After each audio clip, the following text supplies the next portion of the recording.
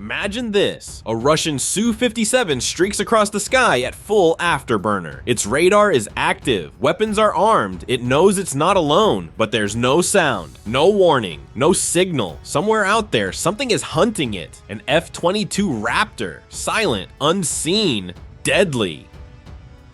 Now ask yourself, if they ever fought, for real, who would survive? We love comparing jets, speed, stealth, radar range, missiles, supermaneuverability. But what if those comparisons miss the point entirely? Because these jets weren't designed to fight each other. They were born from different doctrines, different threats, even different eras. One is a weapon of global air dominance, the other a multi-dimensional response to modern warfare. So today we go beyond the numbers, beyond the stats, into the minds that built them and the war zones they were built for. And we're asking one question no one seems ready to answer. What would really happen if the world's most advanced fighter faced its most unpredictable rival? In air combat, the first to see is the first to kill, but seeing isn't simple. Modern jets don't just rely on eyes, they rely on sensors, radar, heat, signals, and stealth is the art of becoming invisible to all of them. The F-22 Raptor was designed with one goal: avoid detection, not reduce it, erase it. Its surfaces are smoothed and angled to reflect radar waves away. Its weapons are hidden inside. Even its engines are shielded to mask heat. The goal? To never appear on an enemy screen at all. It doesn't sneak in. It enters contested airspace like a ghost and leaves before anyone knew it was there. But then there's the Su-57, and its design tells a different story. It's stealthy, but it's not invisible. Its engines are partially exposed. Its shape isn't as sharp or clean. Sometimes it even carries weapons externally. At first glance, it looks unfinished, but that's deliberate. Russian engineers weren't building a phantom, they were building a survivor. In their vision of war, total invisibility is a myth. Battlefields will be filled with heat-tracking sensors, radar from all angles, and electronic jamming. So instead of hiding, the Su-57 focuses on detecting. It carries long-range radar not just forward, but on the sides of its wings. It tracks heat signatures of enemy aircraft without using radar at all. It even scans the skies in multiple directions at once. It isn't trying to vanish, it's trying to see through the fog of war, better and faster than anyone else. So here's the paradox: the F-22 hides in the dark, the Su-57 lights a candle and stares back into it. And in the end, what matters more? Staying hidden or seeing the hidden first? The F-22 and Su-57 look like rivals. They're both stealthy, both fast, both deadly, but they weren't built for each other. To understand how they fight, you have to understand why they were born in the first place. The F-22 was born in the 1990s, in the long shadow of the Cold War. At the time, the US wasn't trying to defend, it was trying to dominate.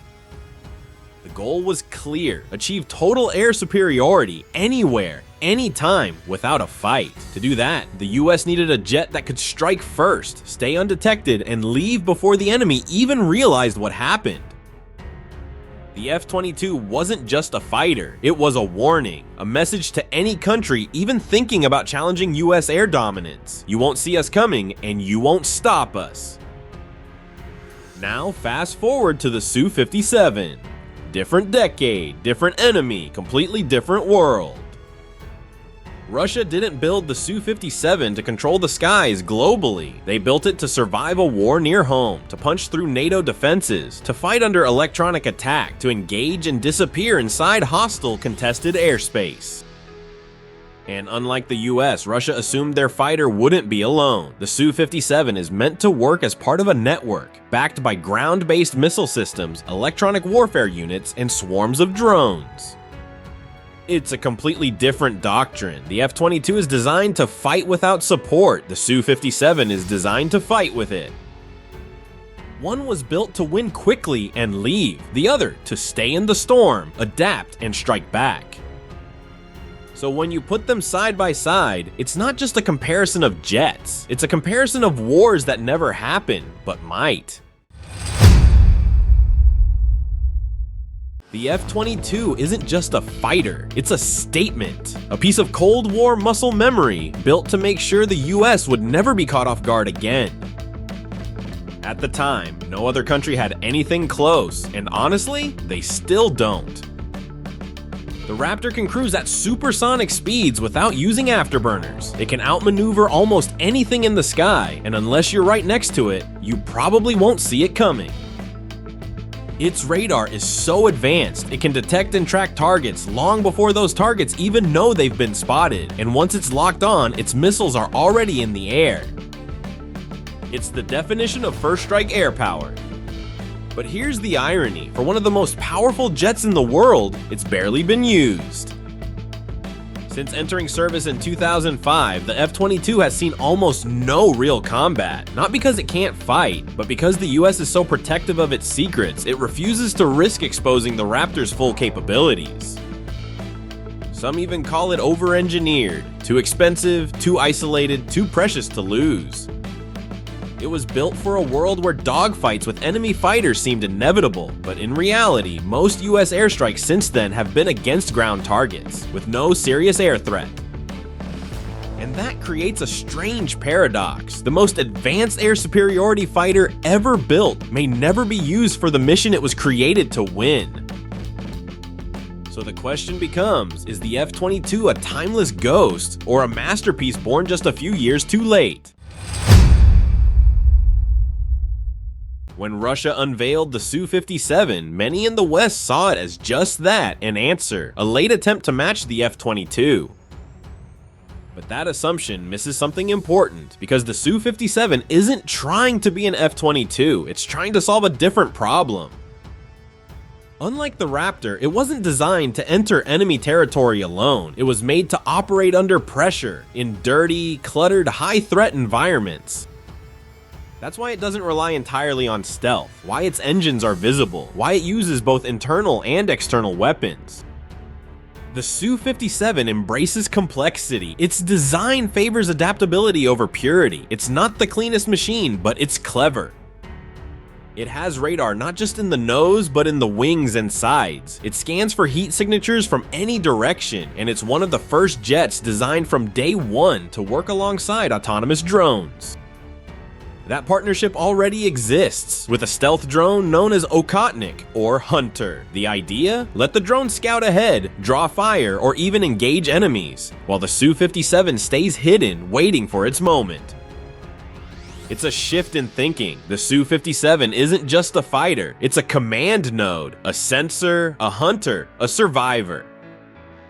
But it's not without issues. Production delays, funding problems, engine limitations. The jet has faced them all, and to date only a small number are in service. Still, if it works as intended, the Su-57 could be less like a traditional fighter, and more like the centerpiece of a larger, smarter system. So maybe the real question isn't whether it matches the F-22. Maybe the question is, what happens when a fighter isn't just a plane, but a platform? Let's imagine a sky where neither side can run, no allies, no backup, just two fighters, an F-22 and a Su-57, hunting each other over neutral airspace. On paper, this sounds like the ultimate dogfight, but in reality, it probably wouldn't look anything like the movies. There's no circling, no Top Gun style turns. The winner is usually the one who fires first, and from far away, and in that arena, the F-22 has the edge. Its stealth is more refined, its radar more focused. It was built for that exact moment. Detect, engage, disappear. But let's say the Su-57 sees the Raptor first. Unlikely, but not impossible. It's scanning in all directions. It's using heat, not just radar, and it might have a drone feeding it targeting data from miles away. If that happens, the Su-57 could fire first, and the hunter becomes the hunted. Now take it even closer. Visual range, a knife fight in the sky. Suddenly, the rules change. The F-22 is still stealthy, but that doesn't help much when you're already seen. Now it comes down to agility, thrust vectoring, instinct, pilot training. And here, the Su-57 might have the advantage. Its engines can rotate independently, giving it wild, unpredictable movement. That kind of maneuvering can't be ignored in a close-range duel. But real combat isn't just systems, it's situational awareness, decision-making under stress, and that makes the outcome messy. Because even if one jet is better on paper, a single mistake ends the fight. So what would happen if they met? Probably nothing cinematic, just a silent kill, or a stalemate that leaves both pilots wondering if they were ever truly alone. Here's a question we don't ask enough. Will fighter jets like the F-22 or Su-57 even matter in 20 years? Because while these two jets push the limits of engineering, the battlefield is shifting fast. Today, militaries are pouring billions into drones, not just for reconnaissance, but for combat, armed swarms, loyal wingmen, AI-driven kill decisions. And suddenly the pilot, the person, becomes the weakest link.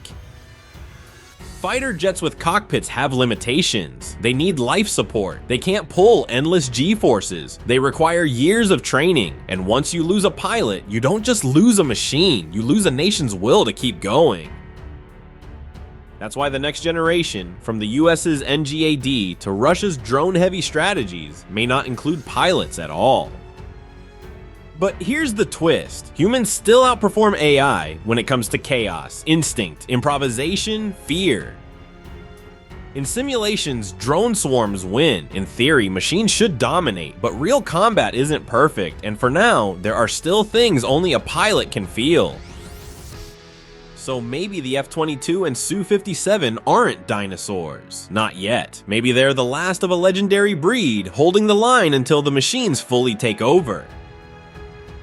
And maybe the real question isn't when we lose the pilot, it's whether we'll ever fully trust a war to something that can't be afraid.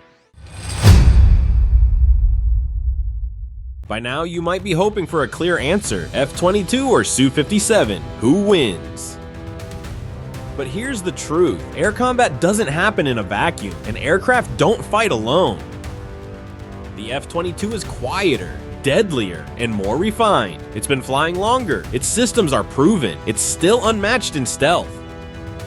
But the Su-57 was built for a different war. It may be louder, less stealthy, but it's flexible, it sees more, and it's designed to fight alongside drones, radars, and ground defenses. So which one is better? That depends. On the mission, on the terrain, on who sees who first, on who makes the first mistake. And maybe that's the point. These jets don't just reflect technology, they reflect national strategy, cultural priorities, a country's entire view of how wars begin and how they should end. The F-22 fights to dominate, the Su-57 fights to endure. One says, "You'll never see me." The other says, "Even if you do, I'm ready." So maybe the question isn't who would win in a dogfight. Maybe it's this. Which vision of war do you believe in?